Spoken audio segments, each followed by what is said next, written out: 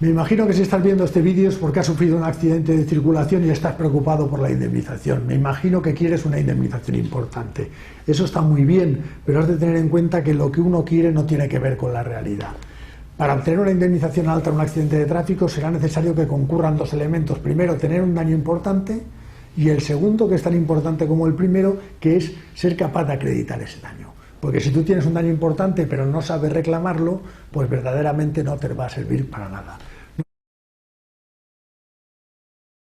¿Cuáles son esos dos plazos que es importante que conozcas si has sufrido daños personales? Mirad, la ley de 2015 exige que dentro del plazo de los 3 días siguientes, es decir, de las 72 horas después del accidente, que pueda acreditar que he tenido una asistencia médica si mi reclamación tiene que ver con columna o cuello. Este es un tema que es muy importante porque si tú no has sufrido una asistencia médica y una atención médica dentro de ese plazo de 72 horas, es muy probable que tengas serios problemas con la aseguradora para acreditar el nexo causal entre tu daño y el accidente de tráfico. Por lo tanto, es importante que dentro de esos 3 días después del accidente puedas documentar una asistencia médica, bien en urgencias, bien en tu centro de salud, donde sea, en la que conste que has recibido una atención médica y en la que conste para qué sintomatología se te ha prescrito esa atención médica. Es decir, si tienes una lumbalgia, si tienes una cervicalgia, etcétera, etcétera. Es más, te diré más, si incluso en esa primera asistencia simplemente se te diagnostica una lumbalgia y luego resulta que aparecen síntomas de cervicalgia, latigazo cervical, esguince cervical, contusión cervical, es lo mismo, como lo quieras llamar, sería importante que volvieras a tener una asistencia médica en el que constara precisamente esa nueva sintomatología para vedar la imposibilidad de que la aseguradora intente decir que esa nueva patología y esa nueva sintomatología no tiene nada que ver con el accidente de tráfico donde solo referiste que tenías lumbalgia y no cervicalgia. Ese es el primero de los plazos, por lo tanto, importante.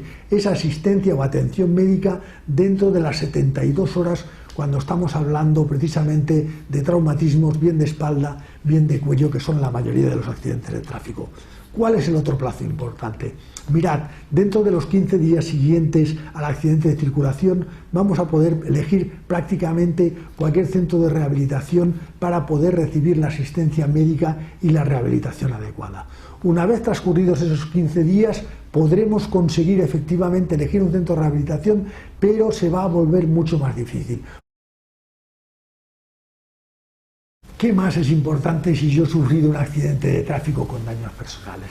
Mira, a veces la gente viene a mi despacho y me dice, oiga, mire, yo este accidente me tienen que dar 5.000 euros porque a mi cuñado que tuvo una lesión más pequeña le dieron 4.000, por lo tanto yo he calculado que a mí me tienen que dar 5.000 o 6.000 euros. Vale, estos no tienen ni idea.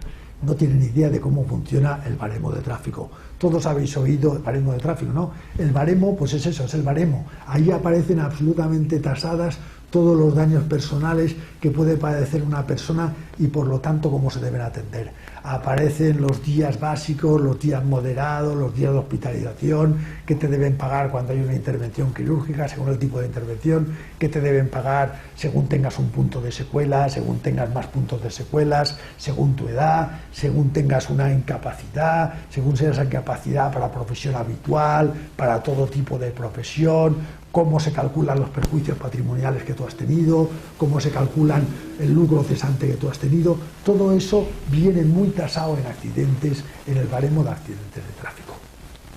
Eso, lógicamente, ¿quién lo va a saber manejar? Lo va a saber manejar, lógicamente, tu abogado. En aquellos accidentes de circulación donde concurran daños personales importantes y sobre todo secuelas, seguramente tu abogado, como yo, te recomendará incluso que pagues un peritaje médico privado. Estamos hablando de que acudas a un perito de valoración del daño para que nos diga exactamente cuál es la afectación que ha tenido en tu persona ese accidente de tráfico.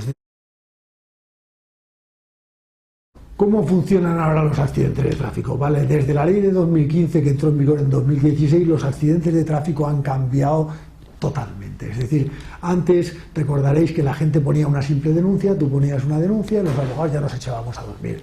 Sencillamente esperábamos a que el forense llamara al lesionado, el forense lo iba llamando y si estaba ya, lo podríamos decir vulgarmente, de alta, pues el forense terminaba su informe médico. Hay que dejar claro que el médico forense no es un médico de tratamiento médico, es un médico que lo que hace es un informe de valoración del daño corporal, y entonces el forense lo comunicaba al juzgado. Teníamos acceso a ese informe médico los abogados, y lo que hacíamos era coger ese informe médico, lo llevábamos al baremo y entonces decíamos, pues estos son no sé cuántos euros. Y normalmente la aseguradora responsable del accidente siempre pagaba. Y la verdad es que el 80 o 90% de las veces no había juicios y la aseguradora pagaba religiosamente. Ese es el sistema antiguo. Ahora esto cambió desde 2016 totalmente. Ahora el médico forense va a intervenir excepcionalmente, ya os diré en qué momento.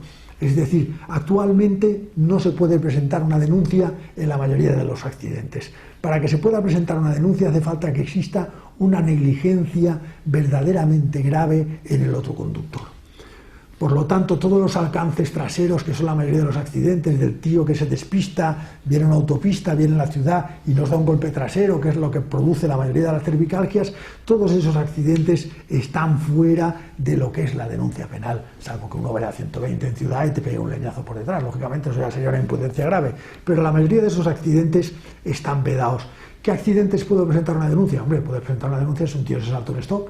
Eso es una imprudencia grave. Si un tío se salta un semáforo en rojo, si atropella a un peatón en un paso de peatones, verdaderamente ahí, evidentemente, si ponemos una denuncia, se va a apreciar una imprudencia y se va a permitir el tener acceso al médico forense. Pero si no, no vamos a tener acceso al médico forense en ese momento.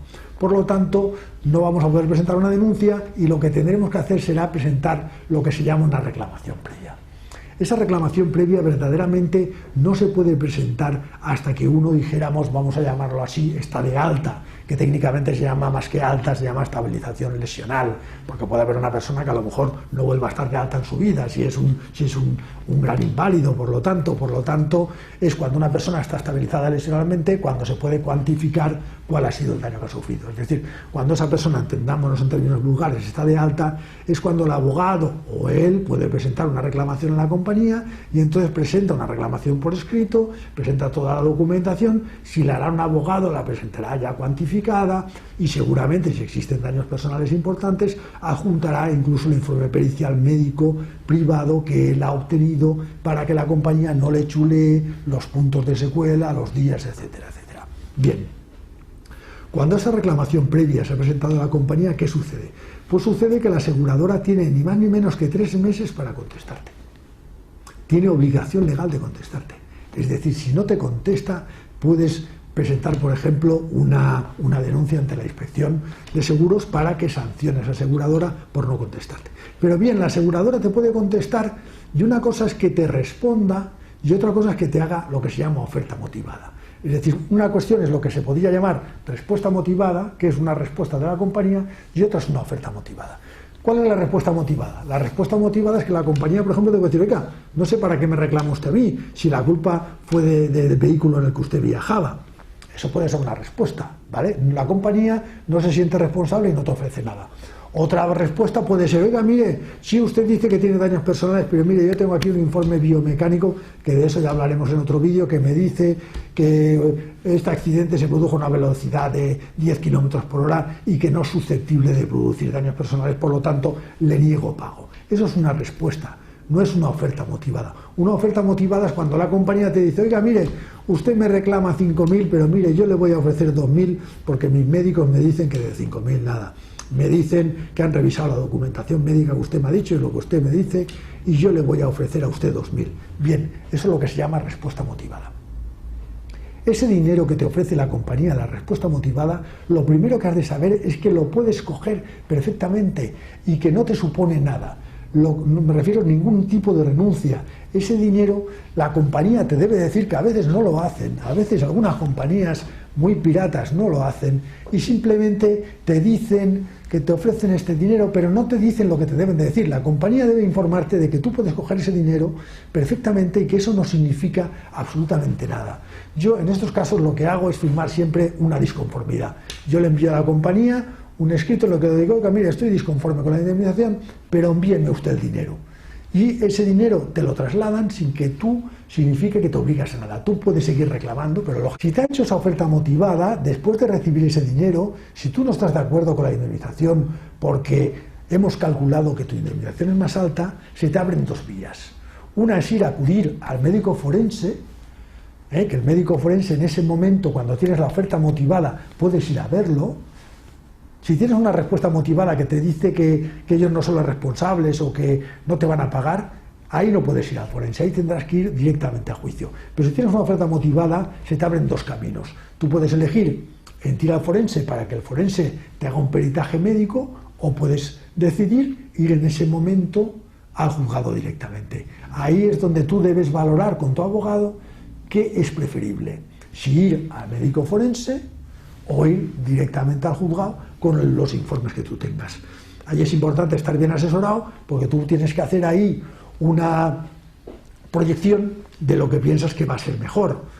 ¿Sabes? Si son una indemnización que, por ejemplo, no es muy alta, pues seguramente te valdrá la pena a lo mejor ir al médico forense si lo tienes todo muy bien atado, porque el médico forense pues va a decir exactamente lo que tú has dicho. Ahora, si tienes una baja muy prolongada y crees que el médico forense te la puede recortar, porque eso es lo que tú piensas que a lo mejor te puede suceder, pues a lo mejor más importante que ir al médico forense, si tienes bien atado todo el tema de la documentación médica, pues a lo mejor es mejor acudir directamente a la reclamación judicial y reclamar lo que pone tu propio informe pericial. Por lo tanto, solo vas a poder ir al médico forense si tienes una oferta motivada, es decir, si la compañía te ha hecho algún ofrecimiento de dinero que ya sabes que puedes coger sin ningún tipo de compromiso. No obstante, ten mucho cuidado con lo que le firmas a la compañía, porque las compañías que lo hacen bien, por ejemplo, te envían una hoja de conformidad y otra de disconformidad.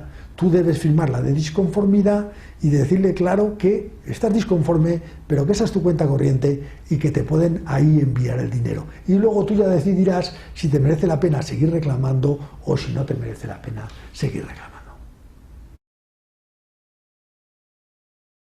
Bueno, y ahora la pregunta del millón. Bueno, ¿y mi abogado qué me cobra? ¿Qué me cobra? Bueno, vamos a ver. Tu abogado, lógicamente, tiene libertad de honorarios. Quedarás con él como quieras quedar. En accidentes de tráfico, evidentemente, es muy usual trabajar a un porcentaje de la indemnización. Si tu indemnización es 0, yo cobro 0, eso está por escrito, y si tu indemnización es X, yo te cobro un porcentaje. Claro, no es lo mismo que tu indemnización sea una cervicalgia con un desarrollo muy pequeño, porque no has estado ni baja, y te dan 2.000 euros, lógicamente un 10% de esa cantidad, según lo que yo tenga que hacer, es una cantidad muy baja, y si tú es una indemnización por muerte y estamos hablando de 300.000 euros, pues un 10% sería una barbaridad. Entonces, pues lógicamente hablemos y estableceríamos en un contrato cuál es exactamente la indemnización, el porcentaje que yo recibiría de la indemnización en el caso, ojo, en el caso de que no podamos cargarle mi asistencia jurídica a tu compañía aseguradora, que lo estamos haciendo muchísimo. ¿Por qué? Porque dentro de tu póliza de seguro tienes una defensa jurídica, y esa defensa jurídica está ya explícito por todos los tribunales, que tú puedes elegir quién la desarrolla, es decir, tú puedes hacer libre designación del abogado que te defienda, y esa libre designación debe realizarse con cargo a la póliza, de forma que yo, cuando termine el trabajo, lo que hago es enviar una factura a la compañía, y la compañía te abona a ti, en este caso, la factura, y tú me das a mí el dinero. ¿Cuál es el problema? El problema es que primero hay que ver cuál es el límite cuantitativo de la póliza, porque a veces, por ejemplo, en motos hay compañías aseguradoras que tienen un límite de 200 euros y con esa cuantía evidentemente no podemos trabajar. Hay que ver si existe una cuantía de 600 euros, si existe una cuantía de 1.000 euros, si existe una cuantía de 1.500 euros, y ver de qué forma, si podemos trabajar en base a esa cuantía por accidente de tráfico, dependiendo de la dificultad del mismo. Lo importante en cualquier caso es que podemos examinar tu póliza y explorar las posibilidades de trabajar con cargo al seguro de defensa jurídica. Es verdad que últimamente las compañías están poniendo muchos problemas porque están ofreciendo solo la defensa jurídica para aquella persona que es asegurada y no para aquella persona que conduce el vehículo o lo ocupa. Por lo tanto, tendremos que estar al caso particular, y si no, seguramente tendremos que irnos a trabajar a porcentaje. Tú ahora imagínate que me quieres hacer una consulta. ¿Cómo lo podemos hacer? Pues muy sencillo, me llamas por teléfono y si te sientas delante de mí y vienes personalmente a mi despacho, la consulta es gratuita.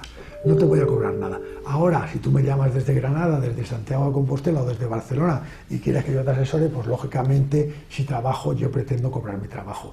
En ese caso, yo te cobraré una consulta a un precio económico, pero lógicamente pues tendré que cobrar mi trabajo. ¿Cómo lo podemos hacer? Pues lo podemos hacer a través de una transferencia previa o a través del Bizum. Tú me haces tú la consulta y yo te asesoro en qué haría exactamente en el caso. Lo mismo sucede si tú lo que quieres es cuantificar, tienes los informes, tienes los partes de baja, tienes el informe de centro de rehabilitación y dices, oye, mira, yo es que esto en dinero no sé cómo se llama. Bueno, envíame la documentación y a lo mejor yo te aplico el baremo y te la cuantifico en euros y a ti te sirve pues para saber exactamente si tienes que aceptar o no aceptar esa oferta motivada que con toda seguridad te va a hacer la compañía. En fin, yo te animo a que me llames, te animo a que vengas a mi despacho y en ese caso la consulta gratuita. Y si no, pues llámame y te diré exactamente cuál sería el importe de la consulta y me lo puedes pagar, por ejemplo, por Bizum. Pues nada, venga, llámame y saquemos la máxima indemnización.